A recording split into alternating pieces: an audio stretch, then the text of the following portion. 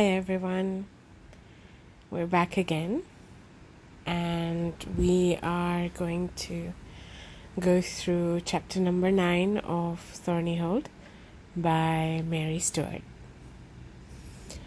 Now, as you have already heard me say before, I love magic, I love romance, and so this book in that sense is a nice amalgamation of both those subjects, but it actually also brings in a third thing that I really like and love, and that's all about everything to do with animals.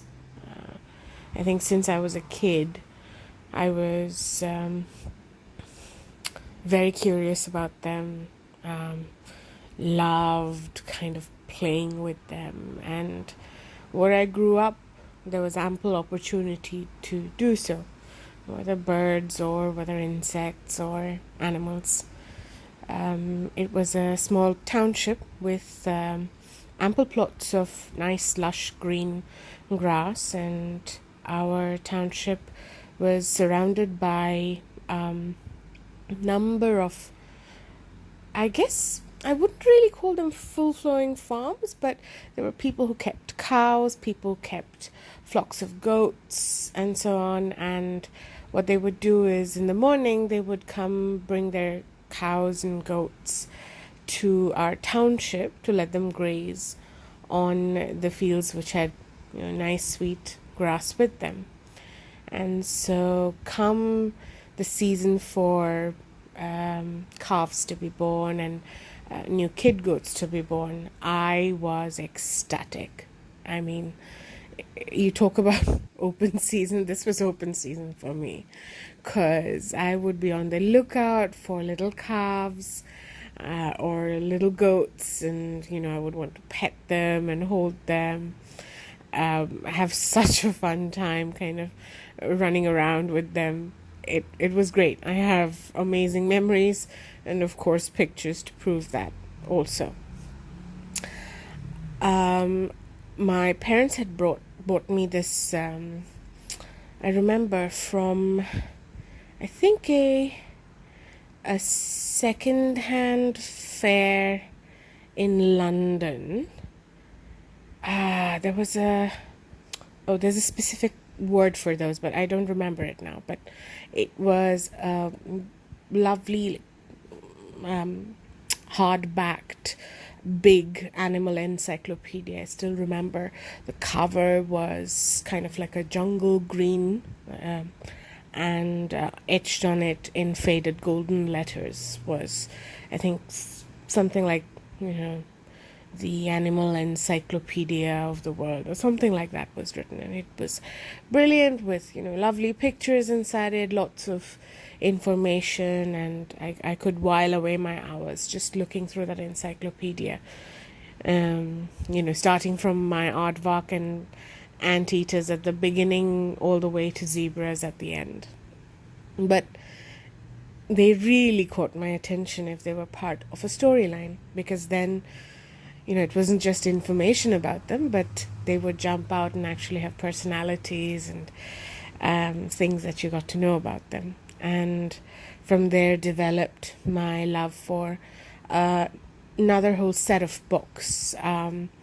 Perhaps after the Thornyhold is finished, I might pick up one of those as well. But Thornyhold gives a good glimpse of the flora and fauna that Geillis is surrounded by as well. So without further ado, let's go on ahead and start chapter 9 and see who Geillis meets today. Now, the pen and ink drawing on chapter 9, I won't go into describing it because it's the well we have seen before, with one pigeon sitting on it.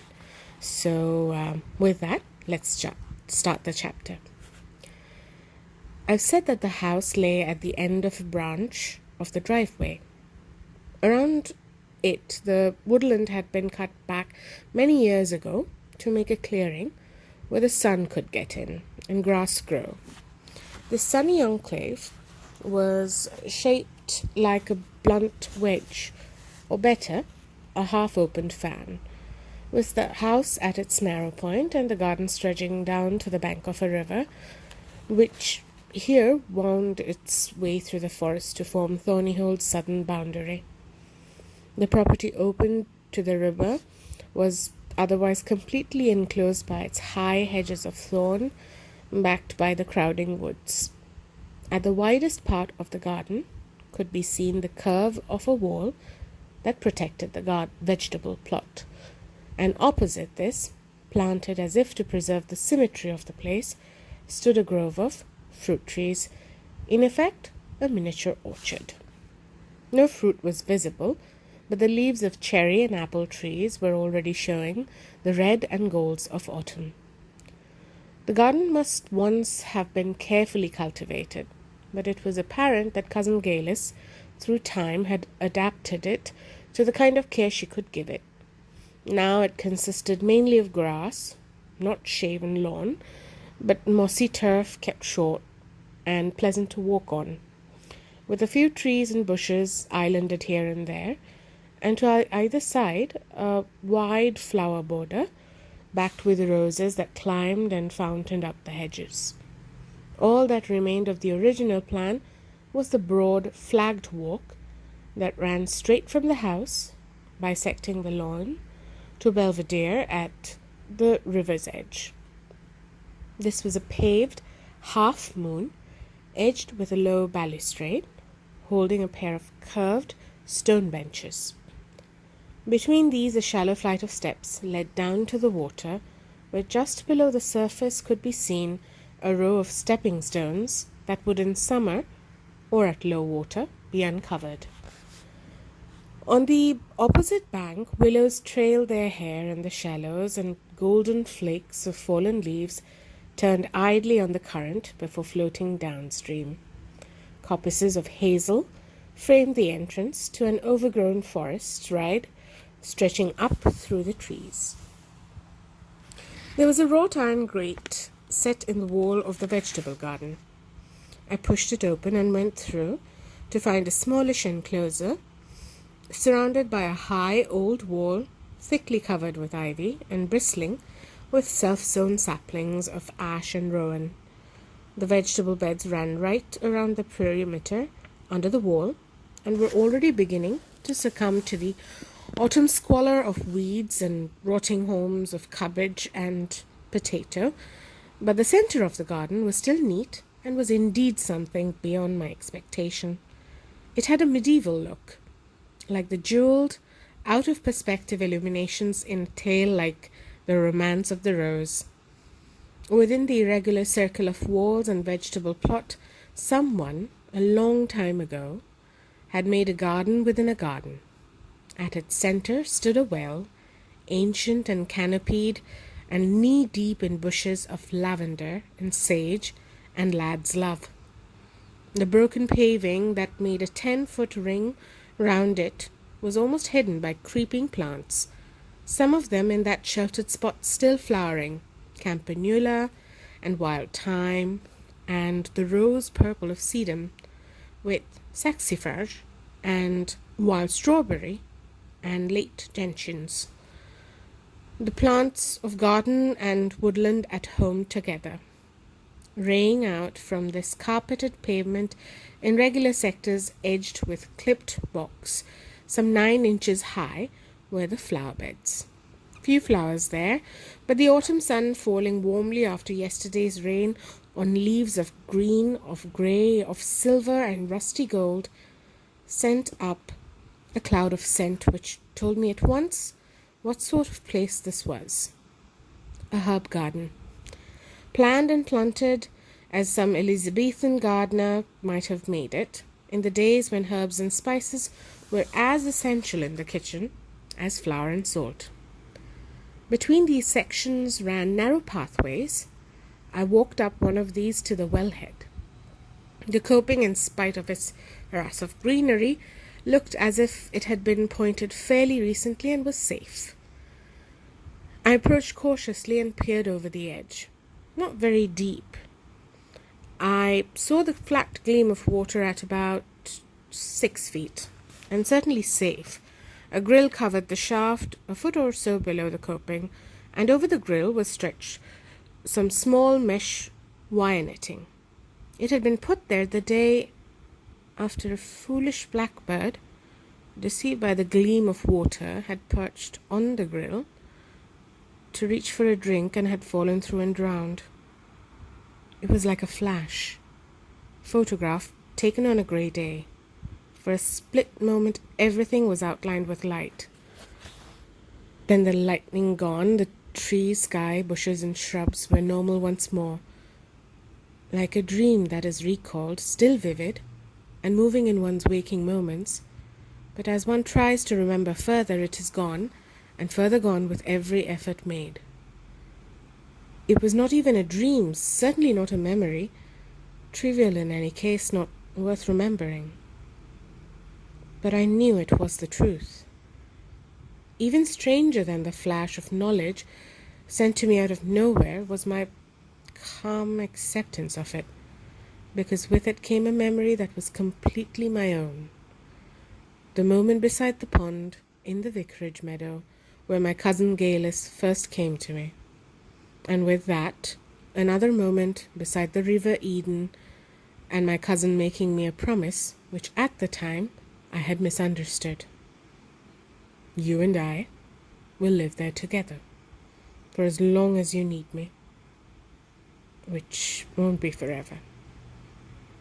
I looked up across the ivied wall at the chimneys of her house, my house, and I thought, I understood it now.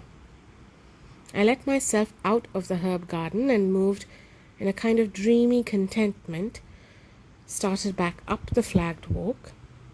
Halfway along it, I paused to look at the house again. It was beautiful.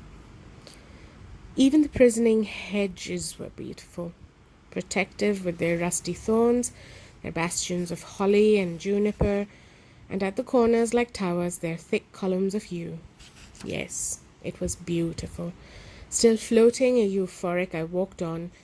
Nearer I could see how the sun showed up the shabbiness of the paint and the stains where water had spilled from blocked gutters, but nothing could detract from the elegance of the long windows and the roof with its tufts of rosy house-leek and the spreading gilt of the lichens, and the charm of the 3 gabled windows peered out below the tall chimneys.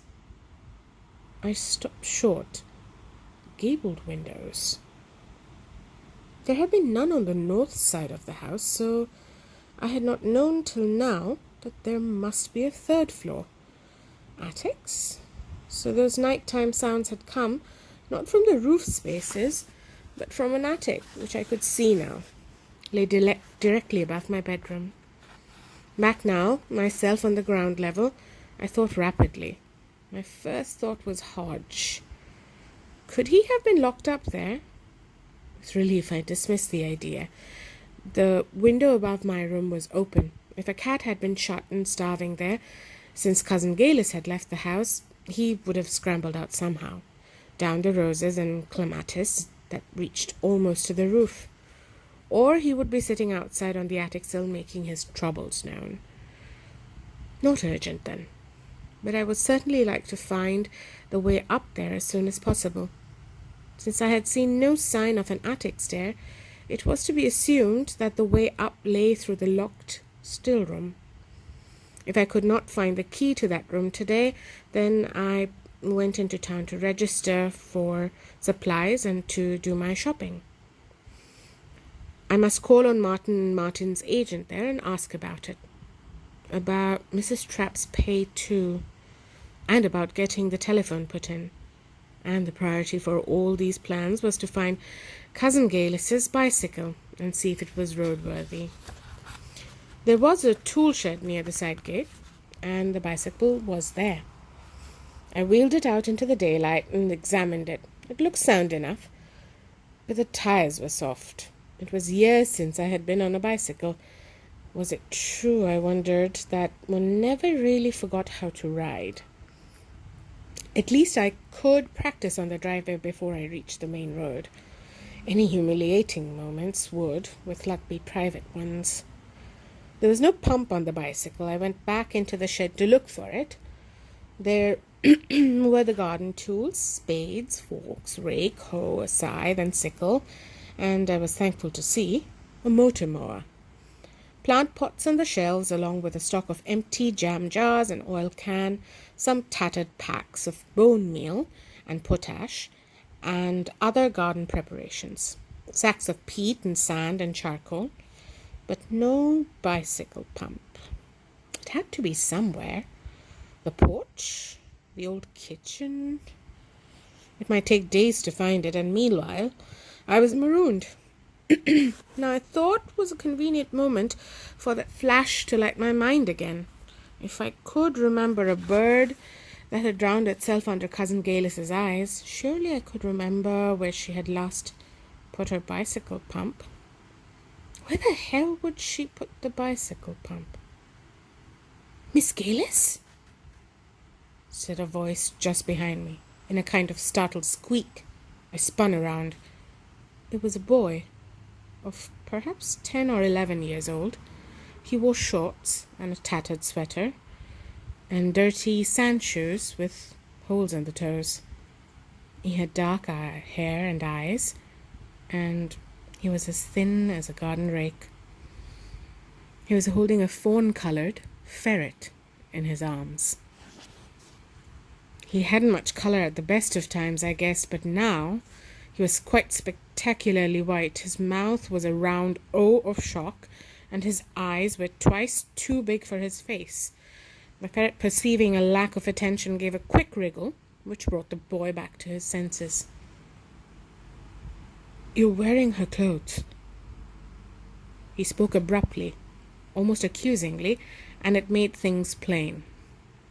Seen from behind, and stooping over the bicycle in the old green Wellingtons and jerkin, I must have looked very much like the Miss Geillis he had known. "Only the gardening things," I said apologetically. "Miss Saxon was my cousin. I've come to live here now. I'm sorry it gave you such a shock seeing me here like this. My name is Geillis, too. Geillis Ramsay. What's yours?" "William Dryden." A pause. Another wriggle from the ferret. The colour slowly crept back into the boy's face. "You did just look like her from the back. And I was at the funeral, you see. I didn't expect anyone to be here at all." "I see." I considered him. "Then forgive me for asking, but Thornyhold is so far from anywhere. If you didn't expect anyone to be here, why did you come?" A half lift of the ferret in his arms. "Him. She used to look at them for me." "My cousin looked after your pets, you mean?" "Not pets. They're working ferrets." "Sorry, you mean she used to doctor them for you?" "Cured them. I'm not so worried about Silkworm, because I know what to give him. But if anything else goes wrong with the others or with the rabbits—" "You aren't a witch too?" wistfully. "A what?" "A witch. Curing things. It's what—" "I heard you. I was a bit shocked. She was not a witch, just because she was a herbalist and used plants and so on to heal with." "I know. I'm sorry. It was only a joke. She used to laugh and say it was a bit less arrogant than calling herself a wise woman." The last words were spoken muffled into the back of the ferret's head. I spoke gently. "It's all right, William.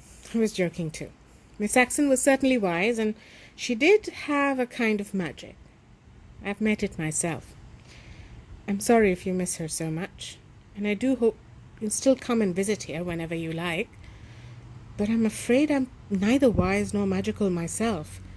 I wouldn't know what to give to Silkworm. Is there a vet in the town?" "Not enough pocket money," said the boy shortly. "My father says I can only keep what I can look after myself, and it doesn't stretch to vets. Miss Geillis would have done it for nothing, because she loved them all. But my father said I had to earn it, so I used to come and help her in the garden. and cut wood and clean things. I could do that for you if you like.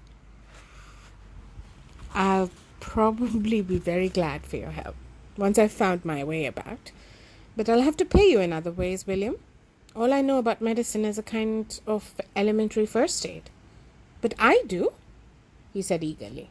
I know which medicine she gave Firefly, and this one's just the same. It's just a tonic. Couldn't we give him some, just to try? I don't know where it's kept. I only came yesterday evening. I haven't really explored yet. That doesn't matter. My mild objection was swept aside. I'll show you. I know where everything is. Do you? Well, there's a door upstairs over the dining room. Mrs. Trapp called it the still room. Is that where the medicines are kept? That's right. Opposite Miss Geillis's bedroom.